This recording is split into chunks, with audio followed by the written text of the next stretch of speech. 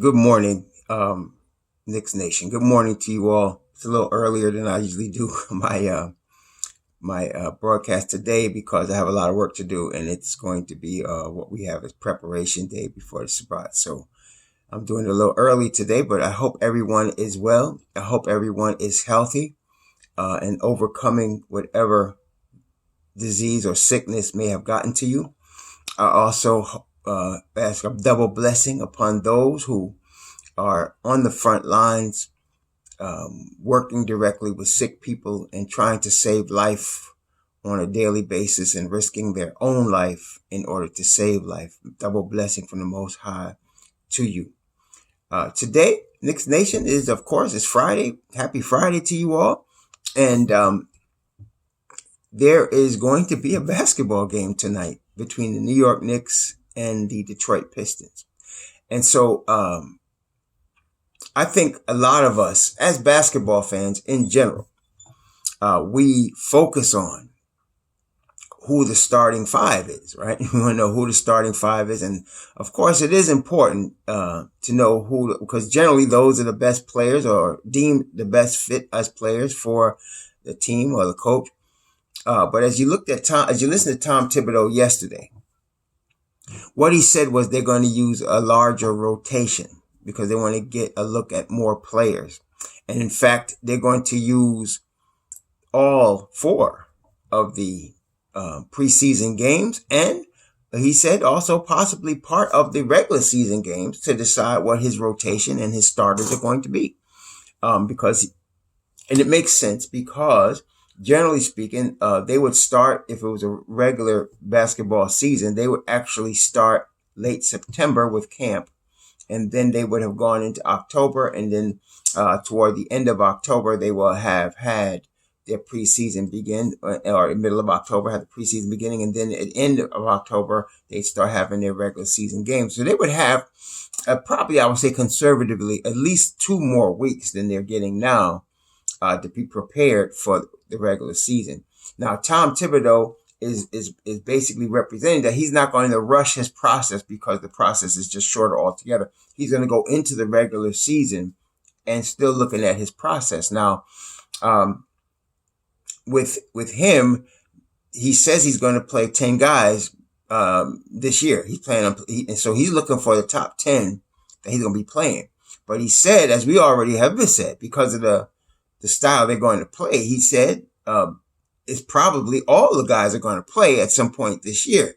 See, because of injuries, because of the style they're going to play, the high energy style they're going to play. So it's going to be an interesting year. So as at the beginning of the press conference, they asked him about his starting five, and he said he hasn't settled on a starting five, that he was going to get together with his staff and decide who was going to be the starting five. What I like overall of what's going on right now is Tom is keeping everything very close to the vest and keeping everything within the team. So what we're getting from the interviews, it is obvious that the young players are very excited to begin the season. They're very excited to begin.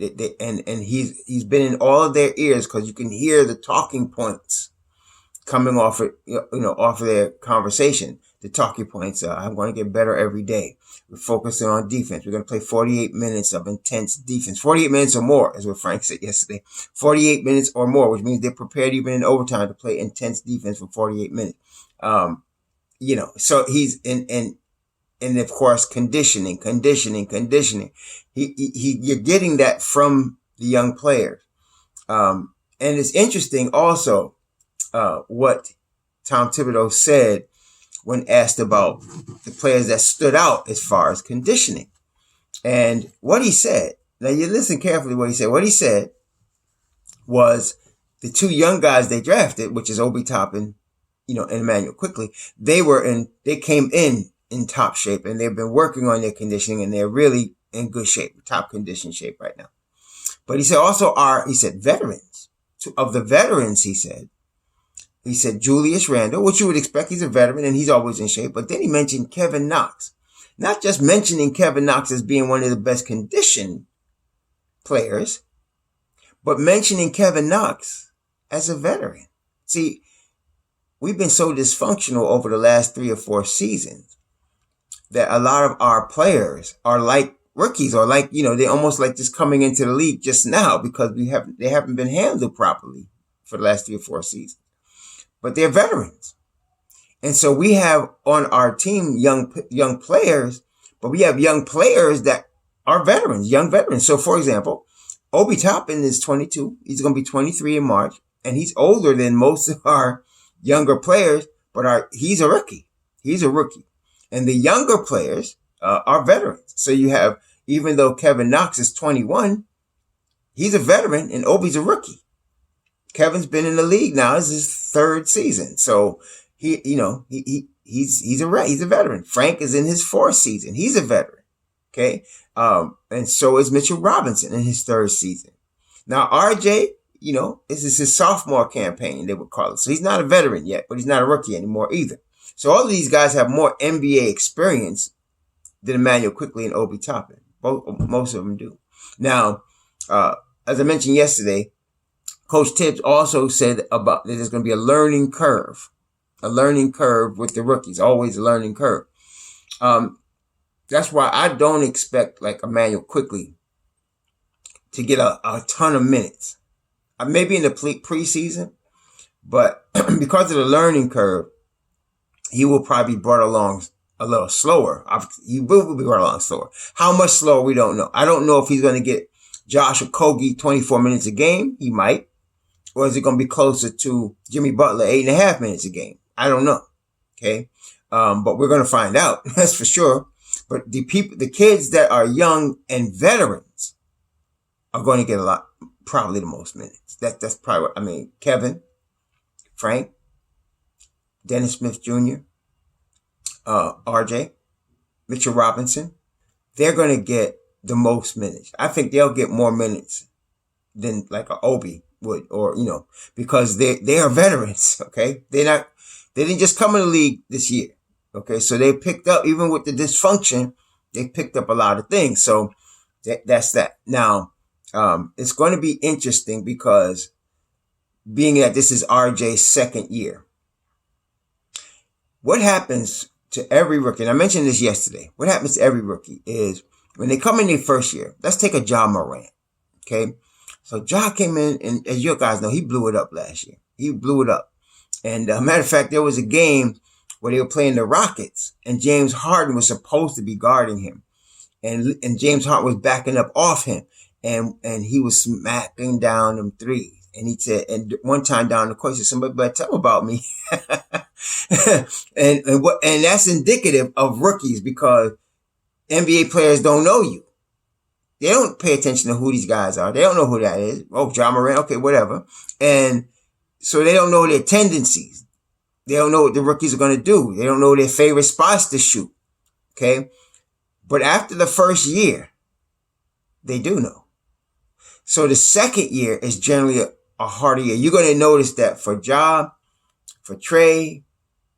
Well, Trey Young is in his 3rd year now, so that's different. But Ja Morant, anybody that's coming in their 2nd season as a rookie from last year is going to have a little bit harder time this year. Now, what's interesting is that Trey Young became an all-star in his 2nd year. Okay. But his 1st year was good, but it wasn't as, dynamic, obviously, as he was at Oklahoma, but he blew up the 2nd year. And sometimes it does work opposite, because people don't pay attention to you when you're not, blowing up like Ja Morant. It blew up, like he did. So if you was like a Ja Morant last year, they're going to be ready for you this year. It's going to be tougher. Now they're going to be ready for Trey Young. It's going to be tougher. And RJ. So last year, RJ, he liked to play bully ball. There's going to be people waiting for him. They're going to be guy on him, and there's going to be another guy that's leaning toward him with ready to double team. And so, they're going to lay off him on his shot. They're going to make him shoot threes, make him shoot outside shots. They're going to want him to shoot mid range. And so, he's going to be tested. That's why I say all that to say, over the summer, there were reports. In fact, Ian Begley put out that the Knicks, whatever they were going to do, was with RJ in mind. Whatever players they're going to bring in, whatever system is with RJ in mind. They want to release RJ, which means we know that last year the Knicks were, if not the worst, one of the worst spaced teams in the NBA. I mean, the spacing was horrible. Fizdale had Julius Randle. Oftentimes, many people talk about why Frank pick up his dribble at the top of the key. That's a stupid question. Did you watch the game when Julius Randle kept running to him and taking the ball from him? Did you see that? Because that's what was going on. Okay? Because Fizdale made Julius Randle the number one option. Not only that, had him bringing the ball up the court oftentimes, many times. And so when Frank would get ready to set, Julius would come take the ball. Okay? And that's what happened a lot. And then if Frank was open or RJ was open, Julius would look him off. Okay, that was going on last year. So it's not going to go on this year, especially with regard to RJ. So they got to open the floor for him. And so you got to see a more open situation, which is why I believe they're going to run, and they're going to run a lot. I said, again, off made baskets, and I think off made baskets as well as off defensive rebounds. They're going to be running, and they want the offense is going to have to flow more. Thibodeau likes a combination of pick and rolls and triangle. He likes to use off-ball movement. So if the pick and roll is being run on one side of the court, you're going to see the other three guys continually moving on the other side of the court to create cutters, to create people getting to the basket and angles. And so that's going to help RJ. That's going to help RJ a lot. It's going to create lanes for him. It's going to create opportunities for him to play make. And everyone, as New York Knicks fans, we know that RJ has capabilities as a playmaker. Many people think he's a point guard or he's not going to be a point guard. That's no, but he definitely can be a point forward, and he can definitely play make from the wing. No question. And so, that will open up opportunities for him to do that. Okay. Tom Thibodeau likes to play high IQ basketball, which means a lot of cutting, back doors, pick and rolls, giving goals, things of that nature. And so that type of ball, I don't believe people were talking about, players standing in the corner waiting. You might see that when somebody's penetrating to get, threes, looks from the corner threes, which is what Thibodeau wants to do. But I think you're going to see a lot of off-ball movement from the players, off-ball movement, off-ball picks, off-ball cutting. He's gonna want to see people move without the basketball. In other words, I think you're going to see a lot of that this year, and of course you're going to see a lot of passing and ball movement. So I'm excited for that on the offensive end of the floor. And if you give RJ some space, like even last year with the horrible spacing that they had, he averaged 14 a game. Like he had 14 a game. He would have averaged something closer to 17 if he could hit a decent clip of his foul shots. I mean, he was barely like 60-something% last year. If he got it up to NBA league average of like 72, he probably would have averaged 17 last year. And that's with horrible spacing. You give him some spacing, he's going to get his shots. He's probably going to get 15, 16, 17 shots a game.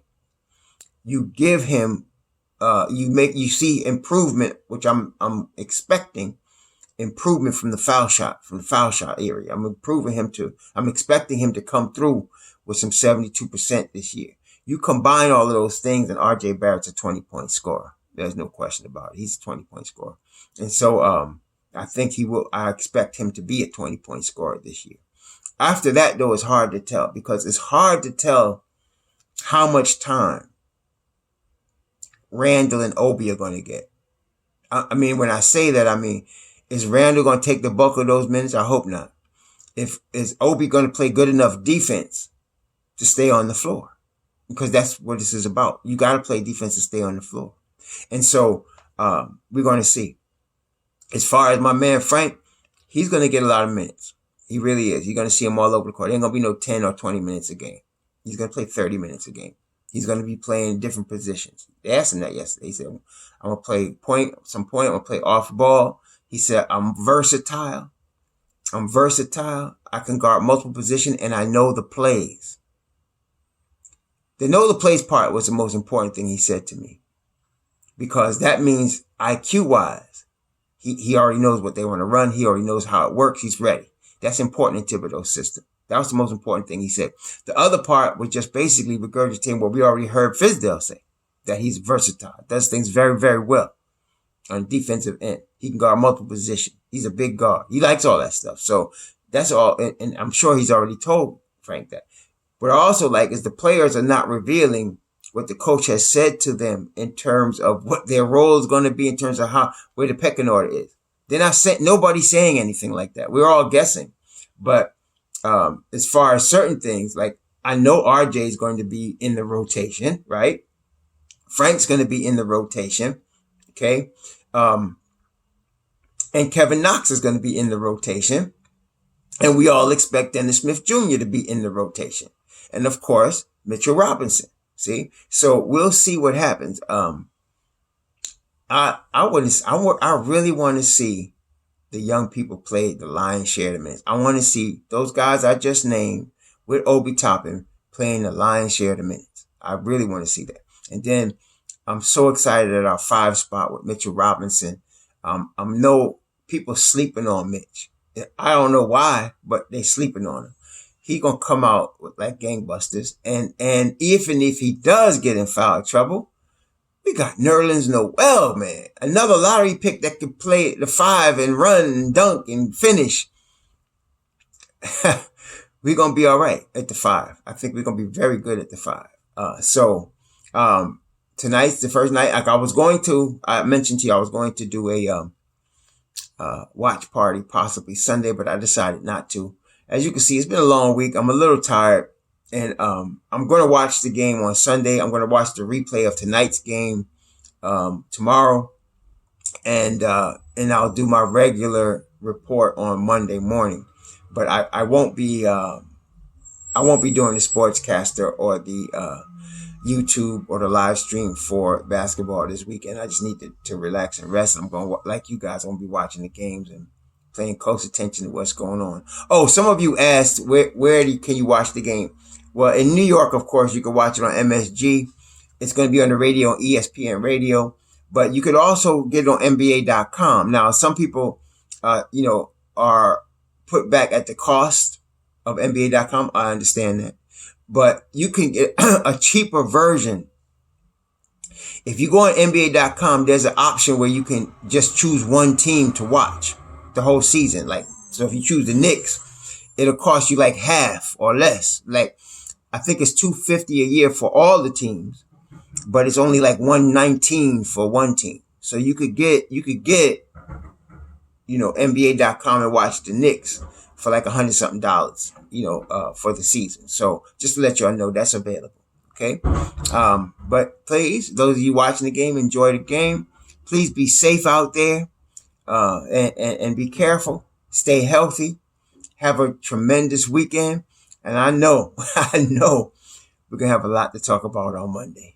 Shalom.